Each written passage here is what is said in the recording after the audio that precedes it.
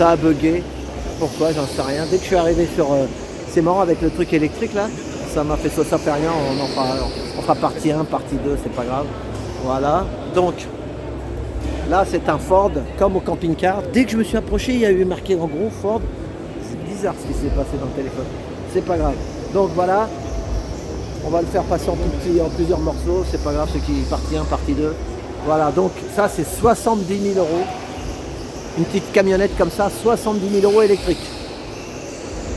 Voilà. Tout électrique. Ah, ça y est, on est dans le 21e siècle là, hein, les gars. Oh là là. Je vous filme pas. On peut filmer les voitures, hein. Mais pas moi. Non. Très cher. Moi. Ça c'est pour les transports de colis, ça c'est pour quoi? C'est comme... Non, moi je filme pas. Ça c'est pour transporter les colis qu'on livre à la maison. Là, C'est pas les livreurs. les livreurs, voilà, c'est ça. C'est marrant. Hein. Regardez ça. Merci. Hein.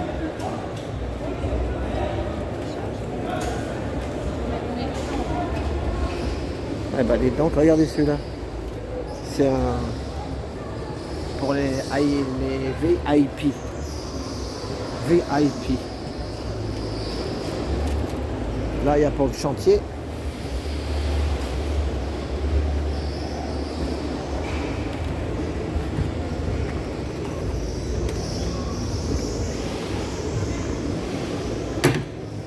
Ah, c'est frigorifique. Impeccable.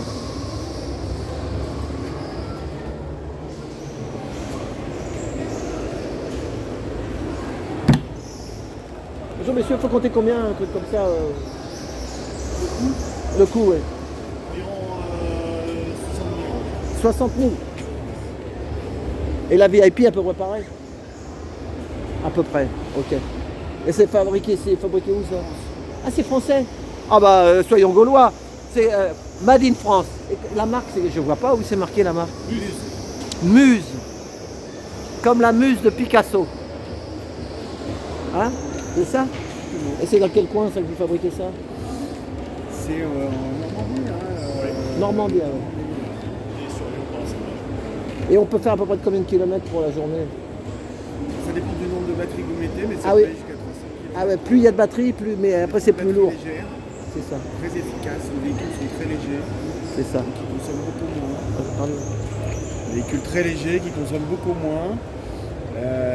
Et voilà, 300 km d'autonomie, une charge de à peu près 50% de plus que tous les concurrents. C'est ça. Charge utile. Mais c'est 3,5 tonnes maximum, c'est ça, c'est les camionnettes là. Oui, mais il y en a très peu qui... La loi, est-ce qu'elle va passer? Ils disent une loi qu'il faudrait une loi pour les camionnettes. Parce que moi, si j'achète une camionnette électrique qui pèse avec les batteries, que je peux même pas mettre 500 kg de marchandises, ça sert à rien. Celle-là, ils sont très légers. Elles sont légères, voilà. Donc Mais on peut aller quasiment à 2 tonnes de marchandises. 2 tonnes de Ah ouais, ah, c'est ça. Mais quand elles sont lourdes comme ça, là, vous savez, Ah ben les autres, ils peuvent pas faire grand-chose. on peut rien faire. On achète une camionnette Ford 70 000 euros, mais on peut mettre que 3 boîtes d'allumettes et un paquet de cigarettes. Bah, y a Et en pas plus, d'intérêt. Comme elles sont lourdes, elles ont peu d'autonomie, l'électricité coûte cher. C'est ça. Là, c'est léger, c'est français. Eh ben homologué. super, voilà, c'est homologué. Mais il paraît qu'il y a une nouvelle loi, vous savez la loi? Kiloutou qui achète le premier. Ah oui, c'est Kiloutou qui va là. Ah ouais, ça c'est bien. Ah oui, pour celui qui fait un peu de bâtiment dans son pavillon, là, hop, là, voilà. Ouais, je disais qu'on attend la loi 5 tonnes, 5 tonnes 5, vous savez. Et, en Allemagne, ça marche. En Autriche, ça marche, je sais pas où. Mais en France, Pour les anciens permis, ouais, mais pas pour les nouveaux. oui, mais après, ils feront peut-être un nouveau permis, un truc. Ils s'alignent sur 3 tonnes 5, même les années. Ouais, mais il faudrait s'aligner au moins 5 tonnes ou 4 tonnes 8, je sais pas. Parce qu'avec l'électrique, qu'est-ce qu'ils ne peuvent pas faire et il faut mettre les batteries. Hein? C'est un problème, mais moi, comme je m'intéresse au camping-car, il y en a qui disent que ça va bouger, que... Il y a un gros lobbying des camping-caristes, effectivement, à Bruxelles. Ouais, ils en ont marre parce qu'ils peuvent pas mettre ils peuvent pas équiper comme ils veulent. Voilà. Bon bah merci messieurs. Allez, eh ben on était chez Muse. Au revoir, merci. Après les véhicules Muse électriques qui sont derrière là-bas, on peut faire Mumuse. On peut faire Mumuse. au salon de l'auto mondial, l'automobile. Mais l'avantage c'est que là vous voyez ils sont électriques aussi, donc on respire pas le...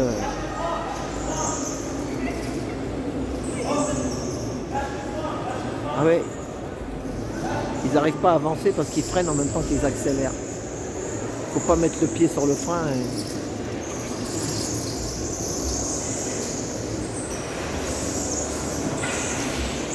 Ça y est, il y en a un qui a compris, ça y est, ils ont compris, ils ont enlevé le pied sur le frein. Voilà. Lui, il a compris, lui. Regardez. Oh là là, oh là là. Voilà. Vous pouvez faire mumuse au salon de l'automobile. Donc là, vous voyez, il n'est pas plein. Moi, j'ai lu des commentaires dans un truc sur le quelqu'un qui a été avec, qui a fait un reportage, et il a dit que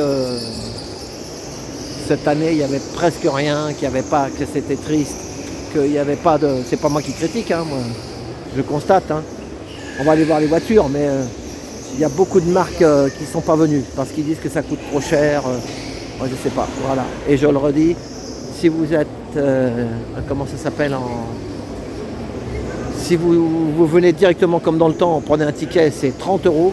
Et par contre, avec Internet, c'est 16 €. Voilà. Donc,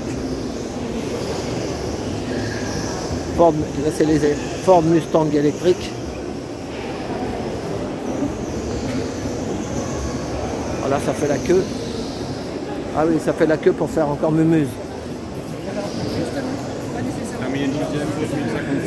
Vous voyez ?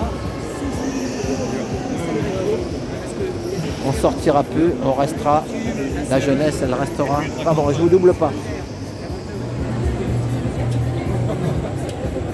Allez-y. Donc, vous voyez, vous faites du rallye, vous faites... on peut même faire du camping-car si on veut. Sauf qu'on restera à la maison.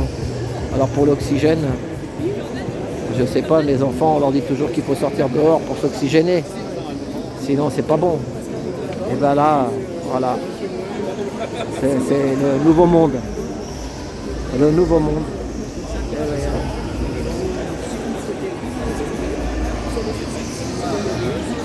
Merci. Donc vous voyez, j'ai demandé au monsieur parce que c'est des voitures du cinéma, de cinéma. Là vous voyez, là vous pouvez voir la voiture de près. Il y a le film derrière, toujours Netflix. L'avenir. L'avenir. Voilà. Donc on voit un peu comment c'est monté, on voit comment c'est.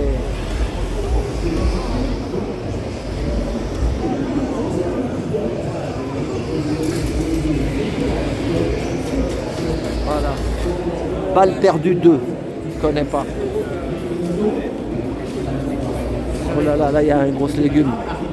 L'utilisation des transports publics, le vélo, la marche, le changement du système de chauffage, la diminution des produits chimiques, la consommation locale, la baisse de la consommation de viande, toutes ces raisons-là arrivent bien avant le véhicule électrique. Pour vous donner un petit parallèle, le passage à l'électrique, c'est au même niveau pour vous que d'éviter l'achat de produits neufs.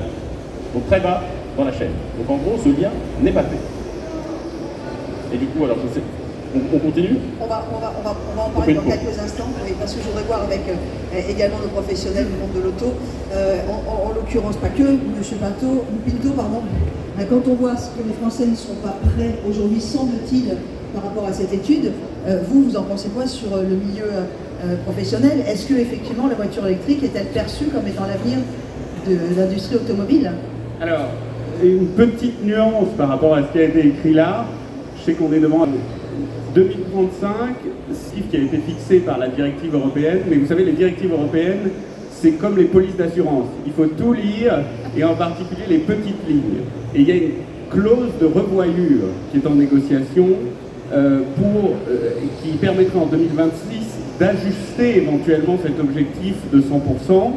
Donc, est-ce que l'avenir sera tout électrique ? C'est pas complètement sûr. Ouais. Ce qui est certain, c'est que l'avenir sera majoritairement électrique, ce qui est un tout petit peu différent, mais c'est une différence de degré et pas de nature. Voilà. Donc ça, c'est un premier point technique, mais donc on va aller vers un avenir majoritairement électrique.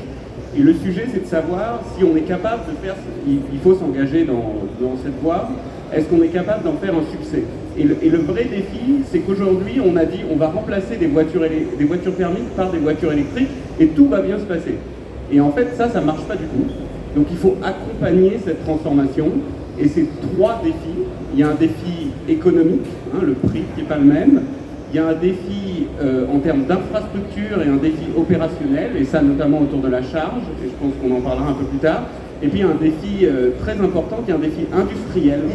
Et un défi aussi environnemental qui est lié à la production. Est-ce que tout sera produit en Asie, comme parfois ce salon peut le laisser penser, ou est-ce qu'on sera capable d'avoir un certain nombre de productions en Europe? Voilà, c'est ces 3 éléments qu'il faut regarder de près. Mais chez Deloitte, on en pense quoi de cette question? Est-ce que oui, l'électrique est l'avenir du monde automobile? Oui ou non? Je dirais que c'est un oui, mais. C'est-à-dire que c'est certain que ce sera l'avenir.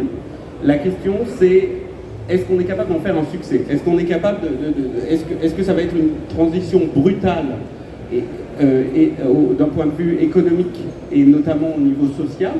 Ou est-ce qu'on est capable d'en faire une transition progressive dans laquelle on aide les industriels et les acteurs de la filière à se transformer tout l'écosystème? Je pense que Xavier l'a mentionné juste avant, c'est très important que l'ensemble de l'écosystème soit accompagné dans cette transformation pour permettre à la fois à l'utilisateur d'avoir un service de qualité à un prix acceptable et à la filière française qui représente près de 800 000 emplois si on compte aussi les industriels, reste une filière forte dans ces différents métiers. Cabinet Deloitte. Le monsieur travaille au cabinet Deloitte à Neuilly. À Neuilly. J'en prenais plein dans mon taxi. La voiture électrique est l'avenir de l'industrie automobile aujourd'hui. C'est très difficile de répondre à cette question. Je ne veux pas faire mon normand à cette table. J'ai plutôt envie de répondre non, mais. Pourquoi? Cet objectif de 2035, ce n'est pas un choix industriel. C'est un choix politique qui a été effectué. Ce ne sont pas les constructeurs, les équipementiers ou les distributeurs qui ont préconisé cette solution, dans la mesure où il y a plusieurs solutions. Il y a les carburants bas carbone, il y a l'hydrogène, il y a l'électrique, et il y a d'autres choses encore. Sans oublier l'accélération des technologies qui est absolument phénoménale, ce qui est une excellente nouvelle, parce que l'innovation dans le domaine automobile n'a jamais probablement été aussi forte qu'aujourd'hui. Et donc ce que nous pointons, c'est que l'Union européenne a fait un choix politique en 2035 de poser un objectif de réduction de 100% des émissions de CO2, et donc de facto l'interdiction de la commercialisation de véhicules thermiques et de véhicules hybrides. Et ce faisant, c'est le choix d'une solution unique, parce que l'électrique est la seule technologie aujourd'hui à grande échelle qui permet d'atteindre cet objectif. Donc, il ne faut pas perdre ça de vue. Quant aux Français et aux Européens, 2035, c'est dans 13 ans. Le parc en France, celui avec lequel vous êtes peut-être venu aujourd'hui, parce que majoritairement à 86%, si mes chiffres sont exacts sous le contrôle d'Ipsos, vous utilisez une voiture individuelle tous les jours. Et pour 75% d'entre vous, vous ne pouvez pas vous en passer. Ce parc, pour 99% actuellement, est un parc thermique. Pour convertir le parc d'ici 2035, ce qui compte, ce n'est pas simplement les immatriculations de véhicules neufs. Les immatriculations de véhicules neufs, il faut atteindre l'âge des 55 ans que je suis encore loin d'avoir atteint moi-même pour acheter sa première voiture. Ouais. Et je crains de devoir attendre peut-être même mes 60 ans, voire davantage, pour pouvoir acheter un véhicule électrique neuf, parce que ces véhicules électriques aujourd'hui sont en moyenne 50% plus chers qu'un véhicule thermique. Donc il faut avoir, je pense, les idées assez claires et surtout avoir une approche très pragmatique, très réaliste de la situation. Soyons clairs, la filière automobile est en train de prendre un virage technologique qui est le virage le plus serré et le plus dangereux de toute son histoire industrielle depuis plus de 100 ans. Notre sujet, Laurence, notre sujet, c'est pas de retarder la transition écologique, c'est de la réussir. Mais on réussira cette transition écologique avec les Français et avec les Européens, et par conséquent, des consommateurs, des familles, des ménages, des entreprises qui seront en capacité d'acheter ces véhicules électriques. Si on n'y arrive pas, Oui. le virage sera une sortie de route. Voilà, c'est pour ça. Je sera un voudrais qu'on s'arrête sur le côté dangereux. Ça sera un accident industriel. D'accord. Et c'est la raison pour laquelle il faut mettre le paquet pour accélérer, bien sûr, parce que la France n'est pas toute seule dans le monde, loin de là, et vous aurez repéré qu'il y a beaucoup de nouvelles marques, notamment des marques chinoises, qui, elles, ont planifié cette transition électrique pour le coup de longue date et qui ont pris de sérieuses longueurs d'avance par rapport à l'industrie européenne et française. Et donc l'un des objets, si on veut que les Français puissent consommer demain, il faut qu'ils aient un emploi. Pour qu'ils aient un emploi, il faut que la filière automobile en France et en Europe reste forte.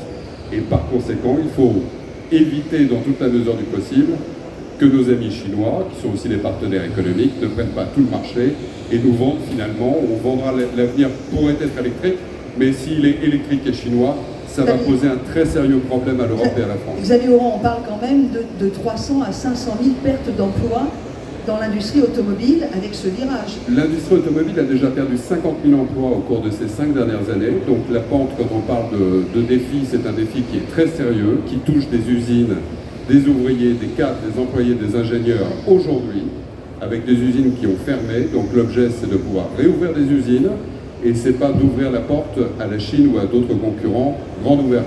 Attention à ça. Jean-Michel Pinto de Loite. Je voulais compléter, effectivement, c'est un point très important, l'aspect industriel. Eh oui.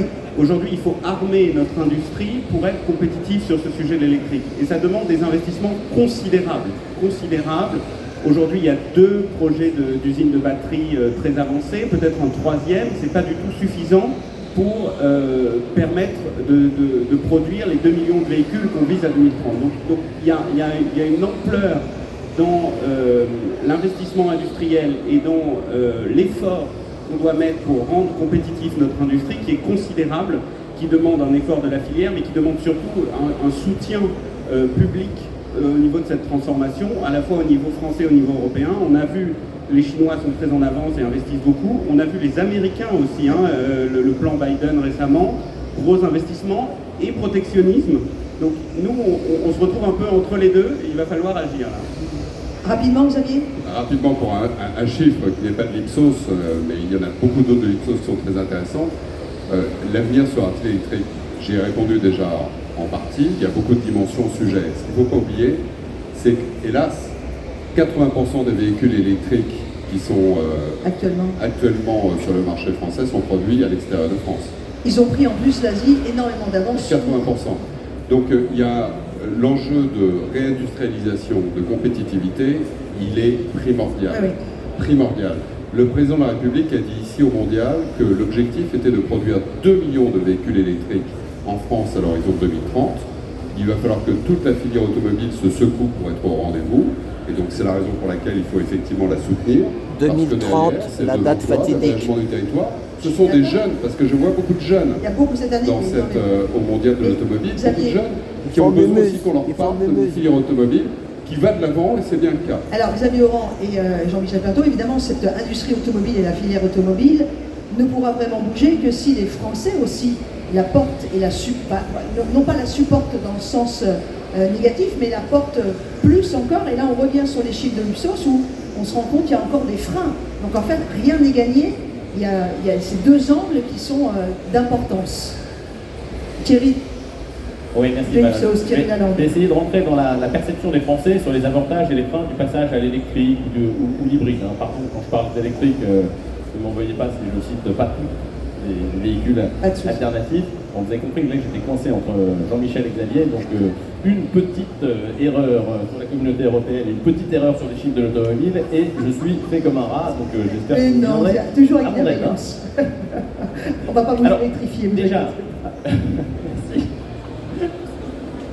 Alors déjà une petite cartographie du conducteur français et une petite cartographie du conducteur français avec quelques approximations, mais c'est pour avoir des grandes masses, d'accord? Donc sur 100 foyers, en gros, il y en a 90 qui possèdent un véhicule. Il y a 10% des foyers qui ne possèdent pas de véhicule. L'extrême majorité, effectivement, de ces 90 foyers ont des véhicules thermiques.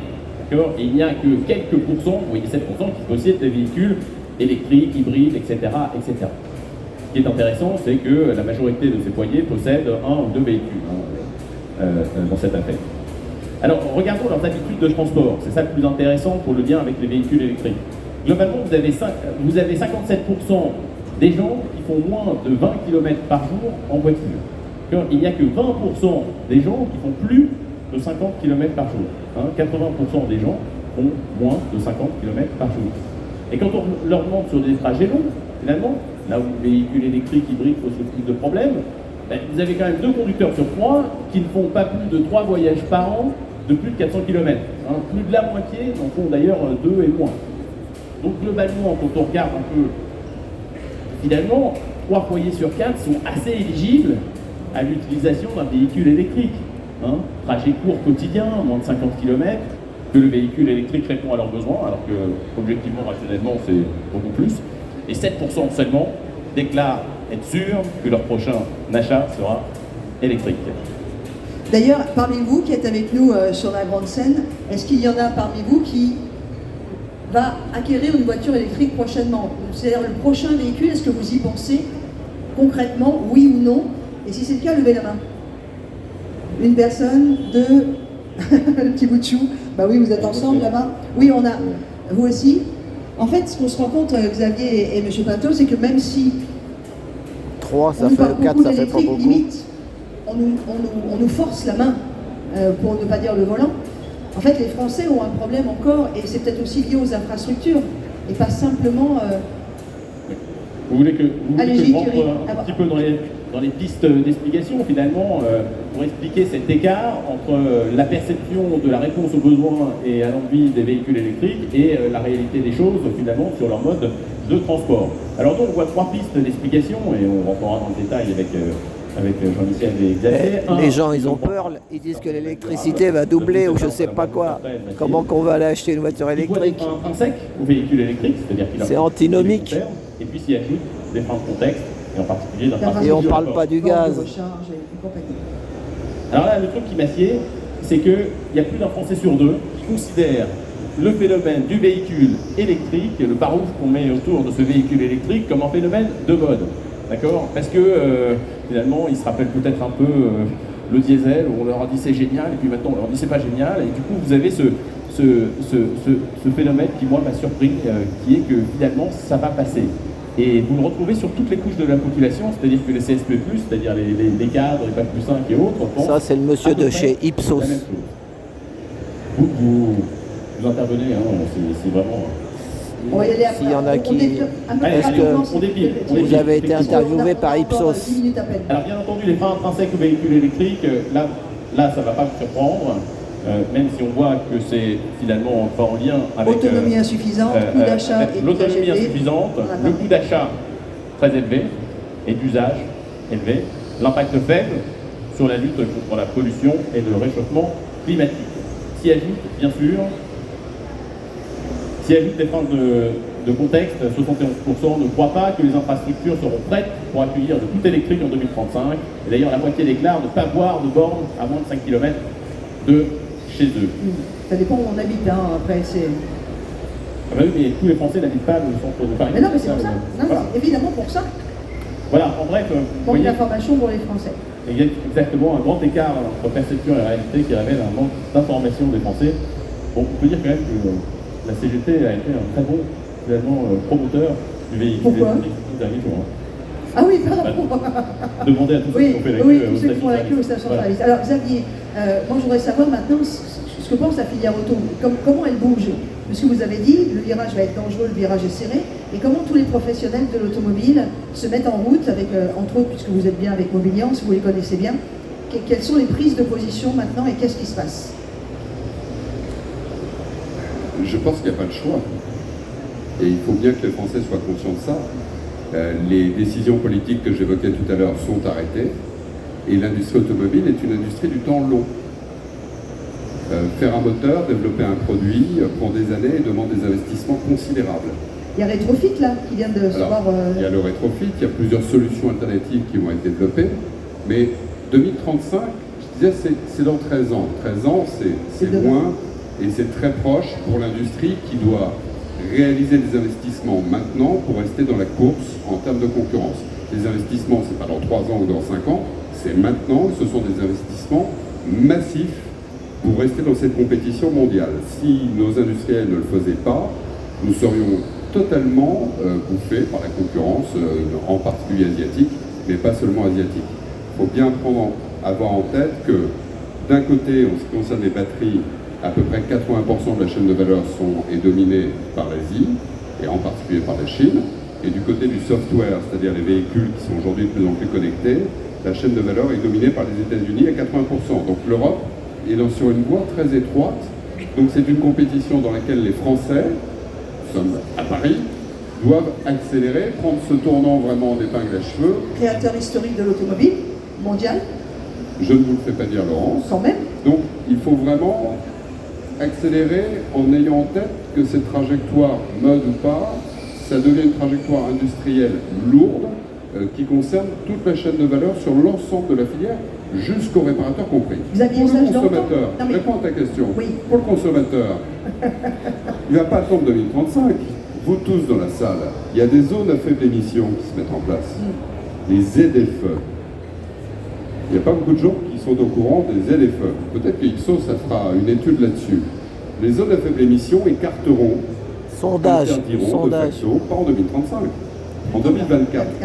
2024, à peu près 40% d'entre vous dans cette salle ne pourront pas rouler avec leur voiture actuelle. Critère 3, c'est 4. ça la réalité. Donc la question c'est, est-ce que vous êtes prêts pour les 40% qui sont déjà concernés, que ce soit des entrepreneurs qui roulent avec des véhicules utilitaires ou simplement des ménages qui n'ont pas le choix pour venir travailler à Paris, de changer de voiture, parce que sinon vous n'avez plus le droit de rouler, vous êtes assigné à résidence. On construit des cités interdites. C'est ça le sujet. Donc la variable d'ajustement, ce n'est pas la conscience environnementale. La conscience environnementale, chacun d'entre nous a beaucoup progressé. Les nouvelles générations ont une perception de notre économie qui est radicalement différente. Donc d'un côté, il faut décarboner notre économie à toute vitesse, et l'industrie automobile tractera le progrès à ce niveau, mais de l'autre, dès 2024, il y a des réalités économiques de pouvoir d'achat. Et donc de deux choses l'une, moi les chiffres que j'ai, les pétroliers, c'est que j'ai 30% les paquebots, malheureusement de compatriotes, un gros paquebot, 1 million de bagnoles qui roulent, un gros paquebot. De voiture dans les 6 mois qui viennent. C'est ça le sujet. Donc si on ne fait pas une transition écologique acceptable, oui, mais le sujet passe écologique, ça ne marchera. Le sujet n'est pas que là, le sujet aussi c'est que fait la filière automobile, comment va-t-elle bouger, aussi pour permettre à tous ceux qui ne pourront pas s'acheter une voiture, Jean-Michel nous réagira. Mais oui. Vous voyez, l'autre sujet il est aussi là. Je pense que je vais compléter ce qu'a dit Xavier qui a mentionné les différents on aura défis Lego. mentionné en début d'émission, donc on est assez alignés. Le défi de la filière, c'est vraiment maintenant, ça je pense que c'est un point très important, il faut que les gens sachent, pour développer un nouveau véhicule, il faut 7 ans. Sur un nouveau véhicule, sur une nouvelle technologie, il faut encore plus de temps. Donc les véhicules de 2030, on les développe aujourd'hui. Et ça, il faut bien. Donc les 50% ou 60% qu'on aura besoin d'avoir en termes de véhicules électriques en 2030, ils sont développés aujourd'hui. Donc l'investissement, il est aujourd'hui.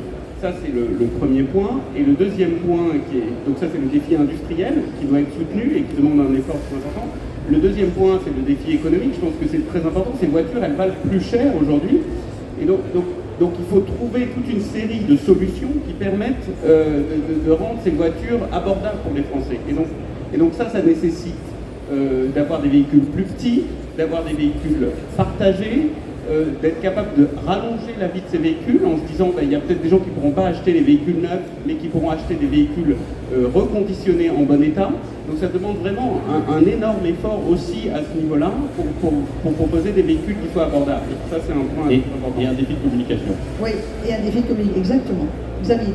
Oui, bien sûr, il y a un énorme défi de communication, on va en parler, j'imagine, mais on ne peut pas faire des boucliers tarifaires sur tout. Ben non. Faire un bouclier tarifaire sur le carburant, faire un bouclier tarifaire sur l'électricité, empêcher les gens de rouler, et donc de dire que dans 2 ans à peine, un certain nombre de Français n'auront plus le choix, en fait perdront leur liberté de mouvement. La mobilité, l'automobile, c'est la liberté. C'est ça fondamentalement l'automobile. Oui, mais si on ne peut pas se l'offrir, la liberté. Et si on ne peut pas se l'offrir parce que nous sommes contraints Et oui. à changer en fait de véhicule, c'est une révolution sociale très violente qui peut nous attendre. Oui. Donc je pense que les pouvoirs publics doivent bien entendre ce message, aborder la transition écologique avec un grand sens du réalisme social de notre pays, qui s'est beaucoup paupérisé ces dernières années. C'est lié aussi en partie à notre désindustrialisation. C'est la raison pour laquelle il faut accélérer et mettre le paquet pour réindustrialiser le pays, parce que la France a beaucoup décroché, beaucoup trop décroché ces dernières années. Donc c'est un ensemble d'éléments qu'il faut mettre en place pour que les Français puissent accéder à la mobilité, comme c'était le cas hier avec la 2 chevaux ou la 4L. Si elles étaient aussi populaires que cela, c'est parce qu'avant tout la mobilité était accessible. Si l'automobile redevient à la mode comme un produit de luxe qui sera réservé à une élite, Ah ben non, ça marche plus. et que nous fassions simplement des politiques publiques qui sont conçues pour des hypercentres urbains, je suis désolé, une bonne politique, c'est une politique qui sort du périphérique parisien Et puis qui pense d'abord à tous nos territoires et à la vie de tous les jours de tous les Français. Bravo. Autant ceux qui conduisent les véhicules, comme moi, comme vous, mais autant les emplois. Et je sais que toutes les fermetures, comme les usines de Rodez ou autres du côté de la Vendée, ont également fait beaucoup de mal moralement aux Français. C'est inacceptable, mais c'est le choix, c'est la résultante d'un choix politique qui a été effectué, il faut bien l'entendre. Il n'y a aucune polémique dans mon propos, c'est un constat. Mais à partir du moment où les moteurs thermiques, toutes les technologies qui sont autour du thermique seront interdites à un horizon d'une dizaine d'années, eh bien les industriels, effectivement, sont obligés de faire des choix pour assurer la rentabilité de leurs investissements, et c'est tout à fait normal. Donc, Thierry Lalande. c'est la raison pour laquelle il ne faut jamais s'enfermer dans une oui. solution unique. Je suis d'accord. Et elle est un petit De signe, l'Ipsos. un petit signe d'espoir quand même, parce que les Français ayant un véhicule électrique ou hybride, etc., sont très minoritaires. Donc leur part de voix est finalement assez faible. Mais elle va grossir, cette part de voix. Et quand on regarde finalement ces acheteurs, ces acheteurs, ce sont des promoteurs et des ambassadeurs du véhicule électrique. Il y a 4/5 des acheteurs de véhicules électriques qui sont fiers. Ils sont fiers de commencer finalement un phénomène. Ils sont fiers d'être dans les premiers à lancer cette filière électrique.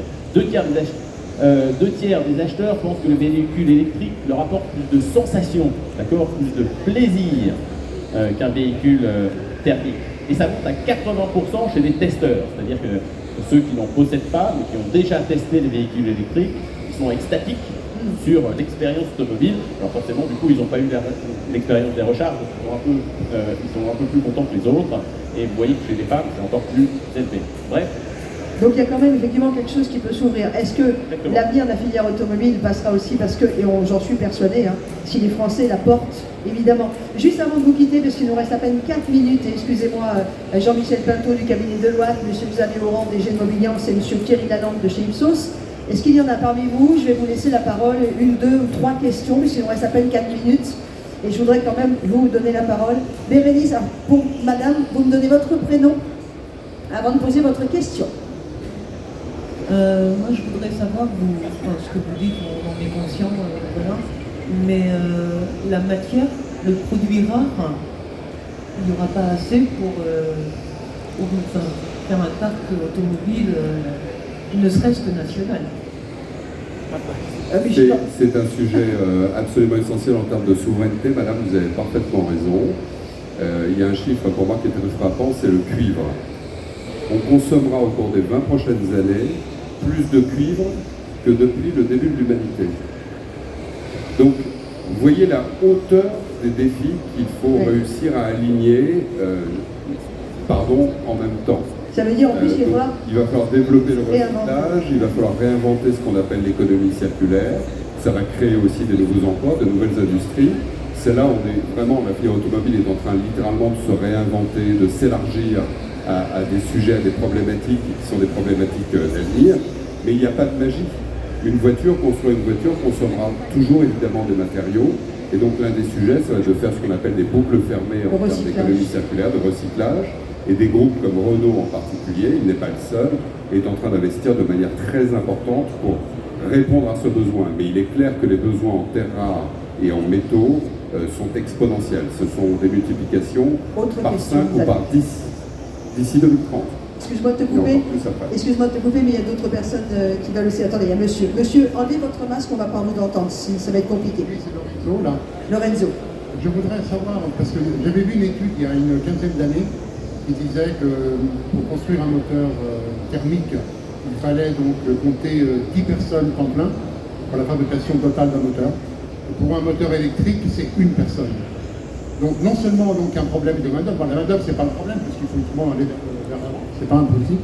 Mais comment les constructeurs automobiles aujourd'hui peuvent justifier des prix très élevés pour les véhicules électriques en tenant compte de ces phénomènes?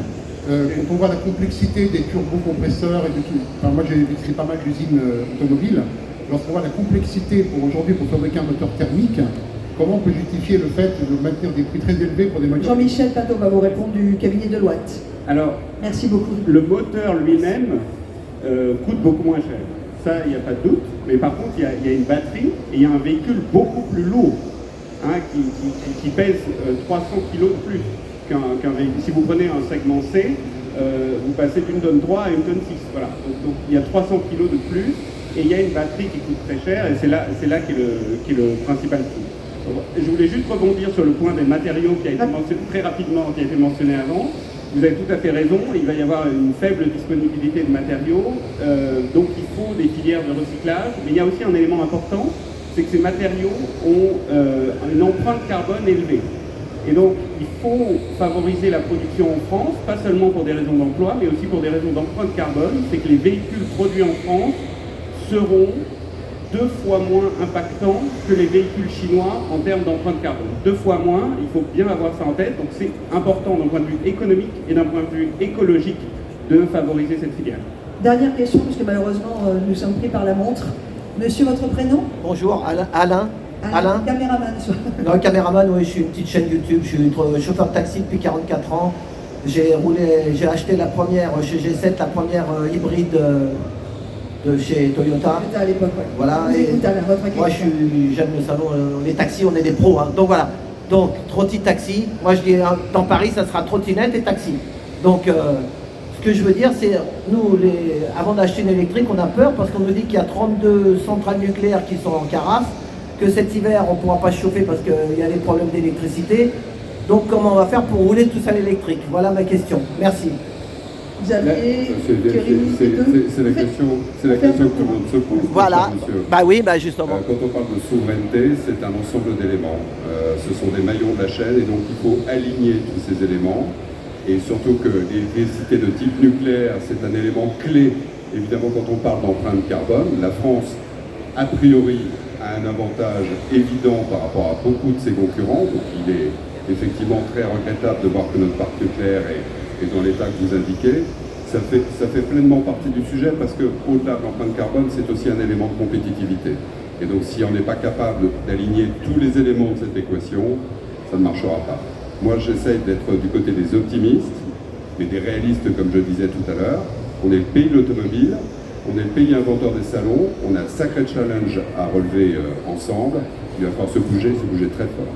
Merci. Merci à tous. Merci. Malheureusement, j'aurais bien aimé que l'on puisse continuer. Ce sujet est plus que d'importance. C'est d'ailleurs la preuve, hein, vous êtes extrêmement nombreux à venir nous rejoindre sur la grande scène du mondial de l'auto. Nous allons laisser la place à nos amis qui vont venir nous rejoindre derrière. On a la présence de tout le monde. Venez vous présenter comme ça, les gens vont rester avec vous. C'est plus sympa. Un petit clin d'œil. Merci à Jean-Michel Pato. On continue la visite.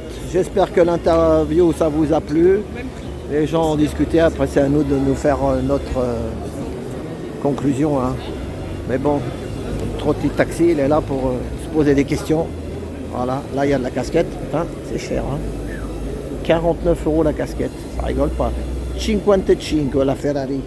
55 €, mamma mia. Buongiorno.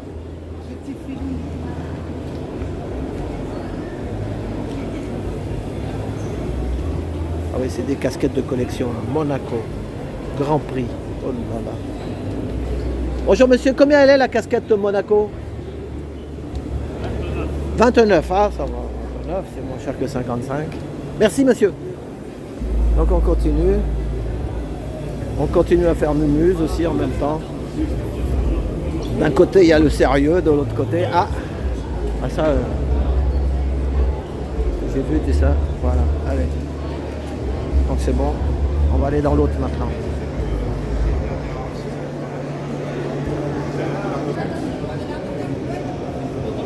La tête dans les étoiles. Gotham City.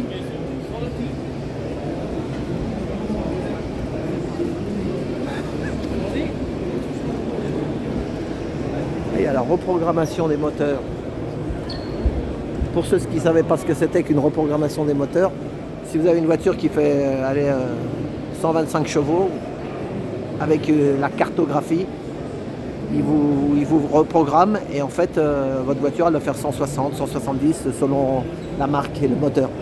Voilà, mais bon, comme on ne peut pas rouler plus qu'à 130 ou 110 ou 80 ou 60, j'aimerais bien savoir combien ça coûte une reprogrammation. Ça, ils sont sortis en 2013 déjà. Ah oui. Ils sont déjà sortis. Bonjour messieurs. Bonjour. C'est comme Shiftech un peu votre truc alors, c'est pareil? C'est de la reprogrammation sur mesure. Je vous filme pas mais dites, c'est pareil. Ouais, c'est de la reprogrammation sur mesure directement sur le calculateur Notard, ouais, tout à fait. C'est comme Shiftech. C'est à peu près pareil, sauf que... Il y a toujours un qui est mieux que l'autre là, mais on a toujours chacun une défend sa paroisse. Je suis d'accord avec vous. Mais expliquez-nous, parce que moi c'est des anciens, on est un peu à la retraite. Ça veut dire que moi si... Excusez-moi, j'étais avec le Ah oui, monsieur. j'ai pas compris. Ouais. Excusez-moi Si monsieur. j'ai un collègue de disponible. Non, moi je suis à l'arrache. Allez-y, après je coupe et je vous attends. Boulot, si vous voulez on vous filme, alors allez-y, il n'y a rien caché de toute façon. Nous on fait de la reprogrammation sur mesure, voilà, sur tous les calculateurs essence et Diesel.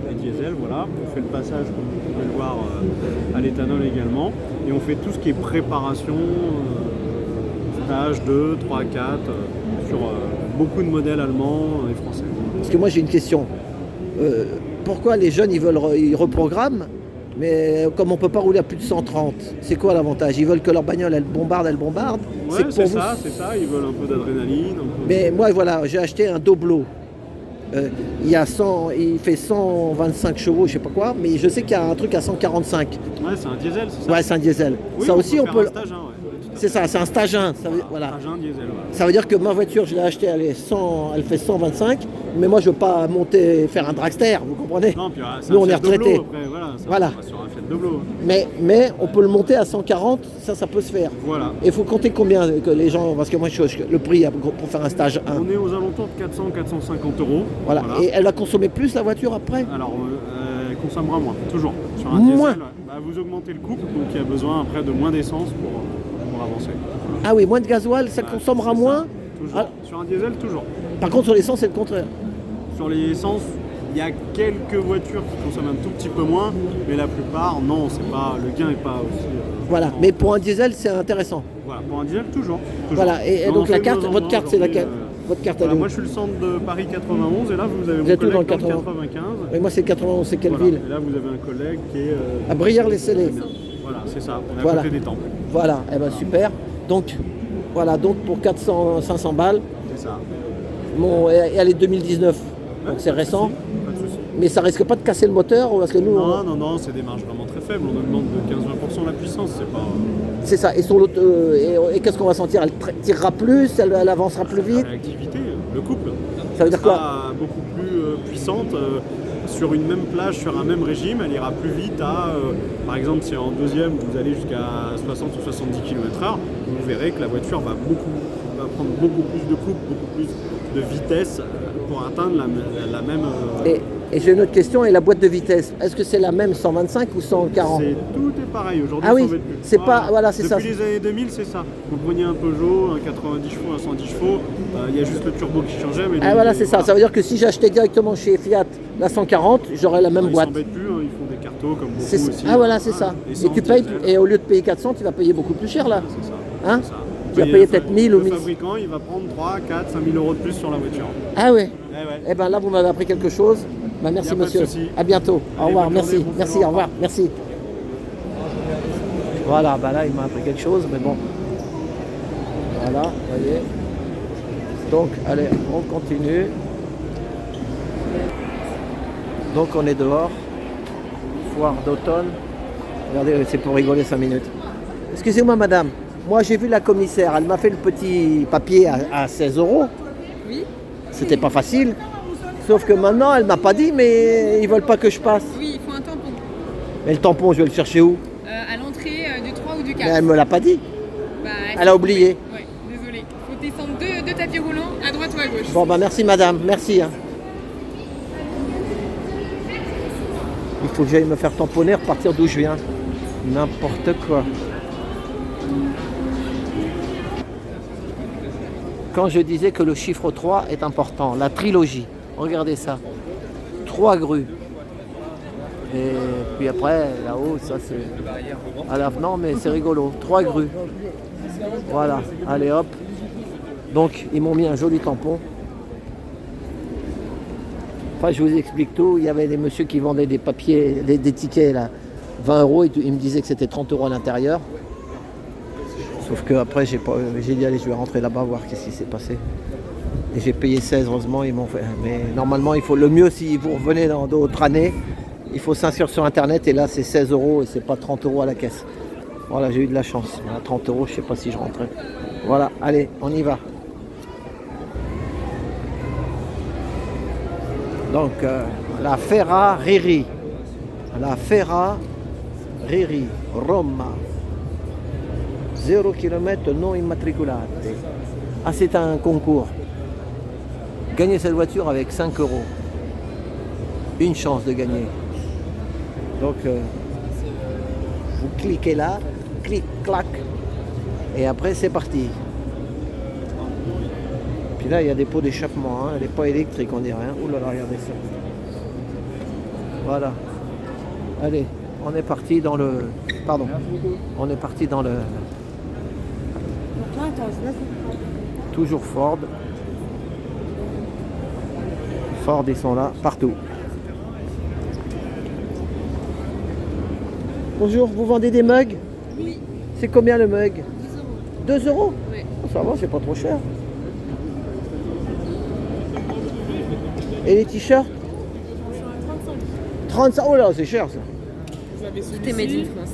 Made in France, fabriqué en France. Oui, c'est ça. Et 100% en coton bio, recyclable. Super, bah, moi j'arrive en ressortant. Hein. Pas de soucis, on est là jusqu'à Voilà. dimanche, de toute façon. D'accord. Et on a aussi une boutique permanente. Je vous filme pas, hein, je filme le Pavillon t-shirt. 3. Vous avez fait le truc, vous avez pas fait un bac, vous avez fait quoi comme étude vous, hein, Non, c'est pas lié à nos études. Pas lié à nos études. Ah, c'est pas de d'accord. l'intérim, ce qu'on fait. Ah d'accord, bon pour arrondir, vous êtes étudiante quand même. Oui, non, moi, Ah bon, peu moi je étudiante. suis plus étudiante non plus, mais... Vous trouvez du petit boulot quoi, Ouais, voilà, et ça paye bien et puis après vous pouvez vous reposer un peu. Ouais, voilà, c'est ça. Voilà, bah, bon courage. Moi j'aurais cru que vous étiez étudiante. Au revoir. Donc, on attaque. Jeep. Il y a un monsieur derrière moi, il a dit on était habitué à mieux. Hey, on est dans dans un puits de basse fosse. On est dans un hybride rechargeable. Et Peugeot. Voilà, vous voyez là, au moins vous n'avez pas dépensé ni 30, ni 20, ni 15, ni 16. Vous restez dans votre canapé et puis vous allez voir des belles tutures. La 408. Moi j'ai commencé avec une 404, 405, 406, 407, j'ai même eu une 504. Peugeot, puis après on a eu japonais. Toyota Prius.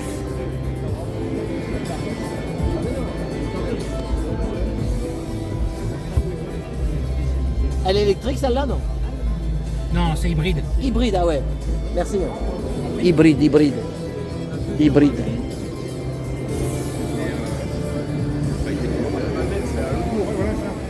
Bon, ça va, on n'a pas fait faillite en France. On a encore du français un peu. Ah, celle-là, elle est électrique, celle-là. La 208 E. Combien elle coûte? 33 000.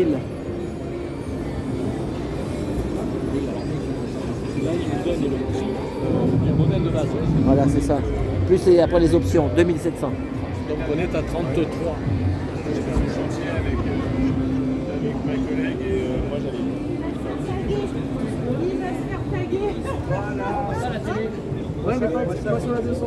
C'est une électrique, madame, ça? Je ne suis pas vendeuse. C'est électrique, celle-ci, hein? Bonjour. Oui, tout électrique, monsieur. D'accord, tout électrique. 33 000, ça va. Elle est belle. 33 000, une petite voiture électrique, vous voyez. Oh, pardon. C'est bien, tout électrique. Mais combien de kilomètres ils disent? On ne sait pas. 400 km. 400 km, merci. Avec 400 km, charge pleine. Voilà. Ça sent le neuf, hein. Voilà. Donc pour aller pour 35 000 euros, TTC. Voilà. C'est la transition. On est en pleine transition. Donc...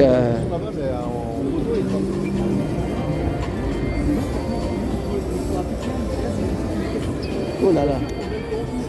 Regardez ça, c'est pour la course automobile. Pour l'instant, j'ai pas vu les belles nanas. Dans le temps, vous savez, il y avait tout le temps des belles nanas. S'il y en a, on va essayer de filmer un peu. Ça va avec la carrosserie, les belles carrosseries style. Elle est belle celle-là, regardez-moi ça. Oh, dis donc. Capgemini, Sogeti, Total Energy, Peugeot.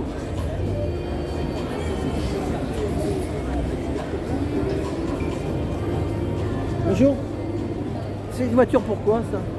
C'est quoi comme voiture? C'est pour la Formule 1? C'est pas pour la Formule 1, c'est pour les 24 heures du Mans. 24 heures du Mans, c'est ça que j'allais dire. L'endurance. Voilà, l'endurance, ouais. Elle va courir. Elle a couru déjà, pas encore? Elle va courir. Elle a jamais couru encore.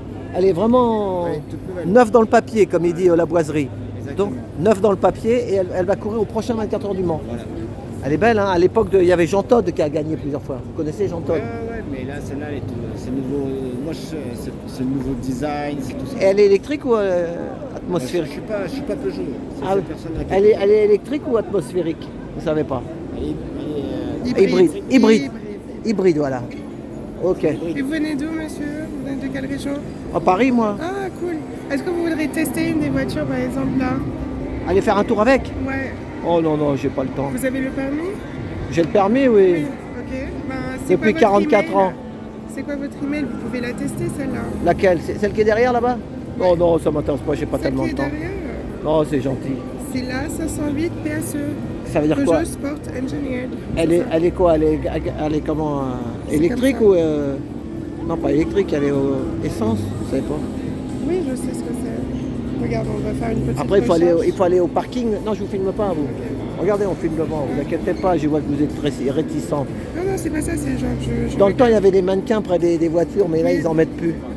Quel genre de mannequin? Bah, ils mettaient des nanas, là, puis vous savez, elles faisaient la pause. Dans le temps. C'est quoi ce cliché Mais c'était dans le temps. En fait, on s'appelle des hôtesses, on n'est pas des mannequins. Non, oui, mais je vous dis, dans le temps, vous allez chez Ferrari ou machin, hein, moi j'ai connu ce temps-là. Non, non, moi je suis à l'ancienne. Hein. J'ai rien, je suis pas là. Moi aussi, je suis comme vous, hein, moi je suis pour le salaire égal, tout égal. C'est pas, voilà, vous avez compris. Donc, non, ben c'est gentil, vous êtes sympa.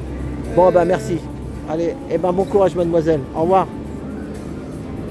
C'est quoi ces clichés? Ah ouais, dans le temps, c'était comme ça. J'y peux rien, moi. C'est pas moi le.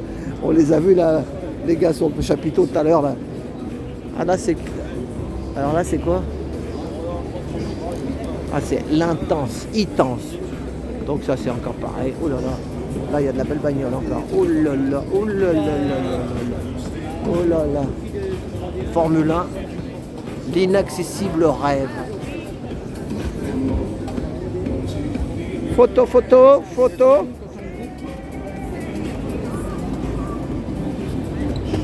J'ai pas fini là. Bon. Voilà. Dans 5 minutes je vais arrêter, c'est pour mettre le goût à la. Comme ça après je vais faire une dernière. Comme ça il y aura 3 petits films, comme au camping-car. Cosmobilis. Bonjour madame. On peut vous filmer non? Non, s'il vous plaît. Voilà, non je vous filme pas. Mais expliquez-moi c'est quoi Cosmobilis? Alors en fait, nous sommes un groupe avec 6 sociétés. Vous allez retrouver Marcel pour les VTC. Ah oui, je connais Marcel. Voilà.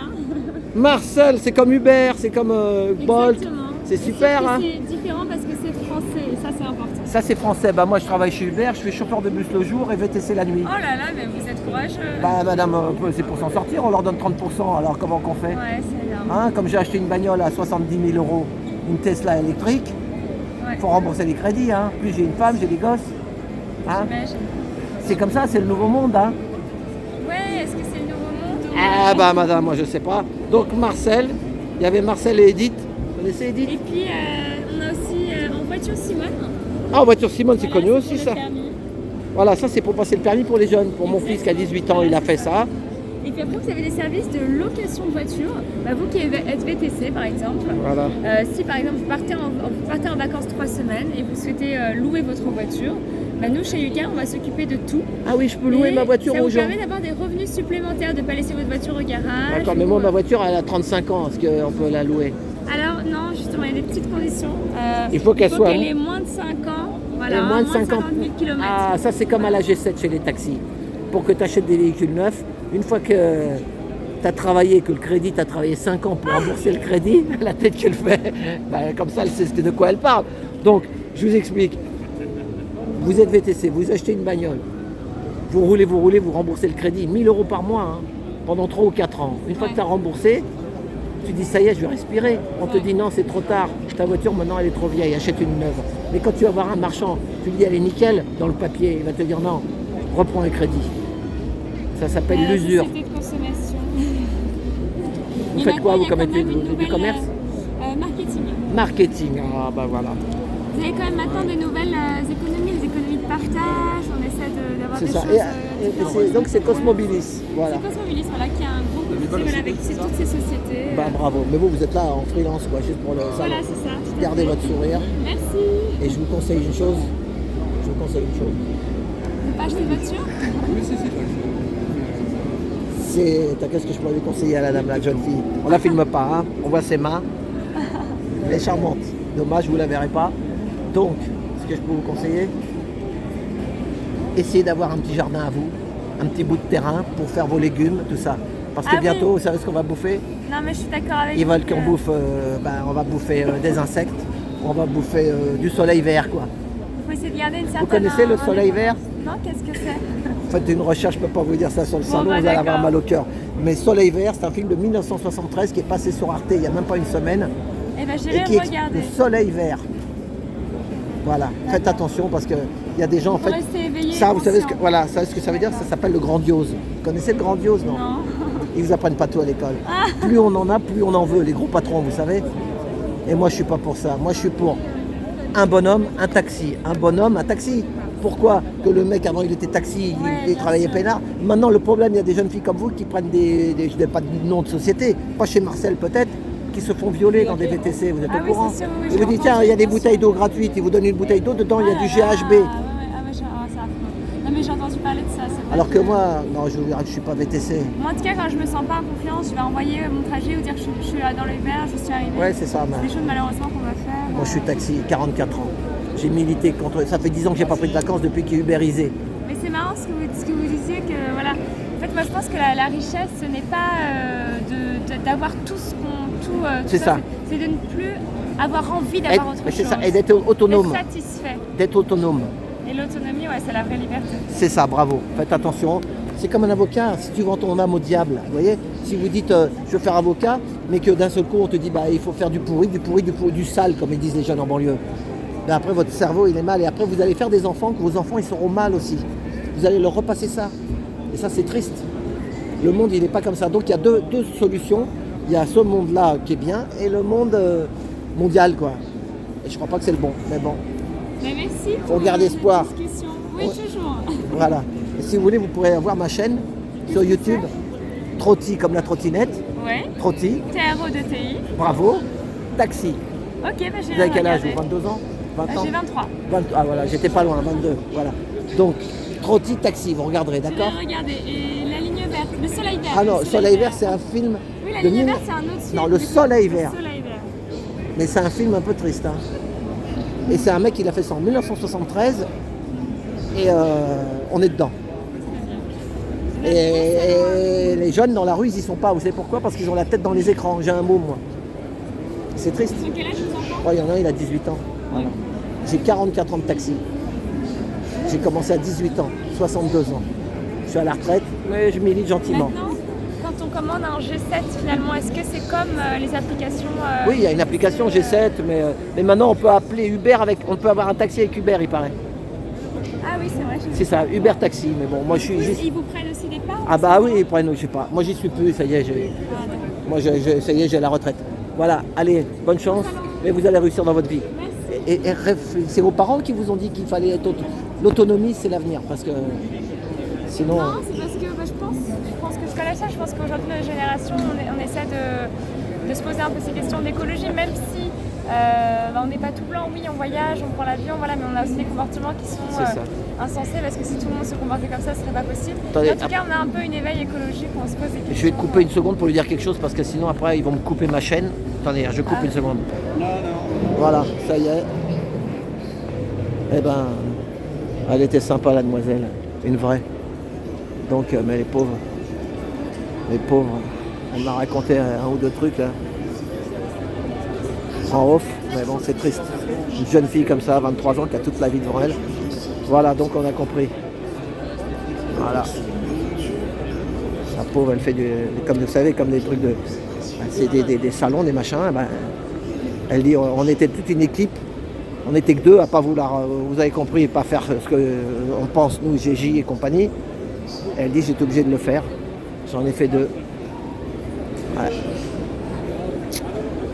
Mais bon. Donc je vais donner le mot magique. Vous savez, ça commence par un D. Tout le monde comprendra, ceux qui comprennent, ceux qui ne comprennent pas. Mais on ne peut pas tout dire là sur YouYou, donc moi je ne dis pas tout. Mais ça fait mal à la tête. Enfin voilà. HDI, humain dégage l'inhumain.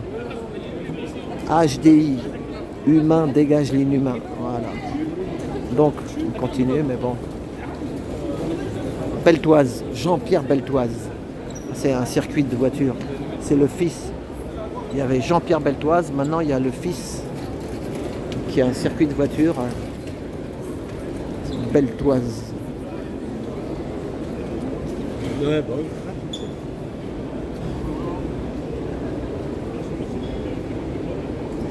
Bonjour monsieur, il est où votre... C'est un circuit Beltoise, non?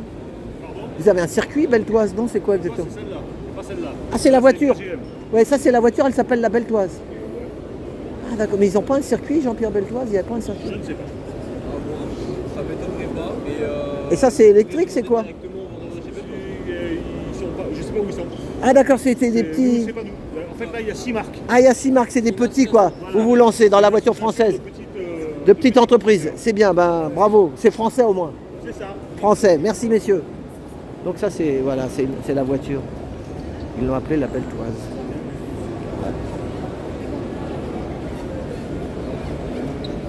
Voilà. Moi Beltoise, je le voyais souvent à la brocante de Montlhéry. C'était un spécialiste des brocantes, monsieur Beltoise pour sa retraite. Et qu'est-ce qu'il faisait à chaque fois? Vous savez ce qu'il faisait? Et ben, il prenait les bouquins, quand il trouvait les bouquins, parce que comme ça fait longtemps qu'il faisait la voiture, je l'ai déjà dit, mais je leur dis, il achetait des bouquins sur lui. Il y avait marqué Beltoise par Beltoise, voilà. Il rachetait des bouquins Beltoise. C'est marrant. Hein. Antoine Dufilo. Ah ça c'est quoi? Ah oui, on peut rentrer là-bas, attends. On va aller voir les... Attendez, hop, vite, je cours. Vite, vite. Ah mais il faut tout. Pardon. Bonjour madame. Pour voir les voitures, il faut faire quoi? Alors en fait ici c'est un stand caritatif, c'est 2 collectionneurs privés qui ont prêté leur voiture pour aider une association. Il faut payer quoi? Il faut faire un don de 5 € par SMS. Voilà. Ah d'accord. C'est ça. Moi j'ai déjà payé le salon. Hein. Bon bah tant pis. Et Antoine Dufilo c'est qui? C'est un designer qui a fait des petites... En fait à l'intérieur il y a des petites maquettes de voitures. Ah d'accord, donc le truc c'est que voilà, moi j'avais 50 000 lions de vues là. Avec ma truc il faut que je paye encore pour vous faire de la pub. Mais c'est pas payer, c'est faire un don pour une association, c'est pas la même chose. Bah, oui. Parce que c'est un oh, moi je savais, stand privé. Moi je connais un ami, il n'avait pas de famille, il avait un grand château, il l'a donné à la SPA. Ah, bah... Mais est-ce que tout l'argent est parti pour les chats et les chiens? Ah bah... Ça, j'en sais rien. Ouais, bah, oui. Voilà, tout ce que je peux vous dire, c'est qu'à la SPA, moi j'étais taxi. Ben, tous les midis et le soir, ils vont au restaurant. Grâce à lui. Allez, bon courage. Merci, monsieur. Voilà. Donc on les voit d'ici. Voilà. Donc oui, vous payez 5 € de plus. Mais si vous allez à Rétromobile, je vais vous donner la combine. Vous allez voir le salon Rétromobile, vous payez Rétromobile et vous verrez les mêmes bagnoles. Ouais, n'importe quoi. Enfin voilà, donc vous voyez, la Ferrari rouge.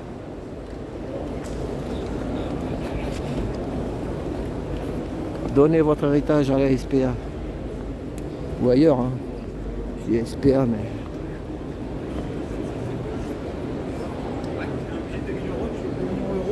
On a connu aussi Cross-Marie, il habitait Antony, monsieur Cross-Marie. Cross-Marie pour le cancer, lui.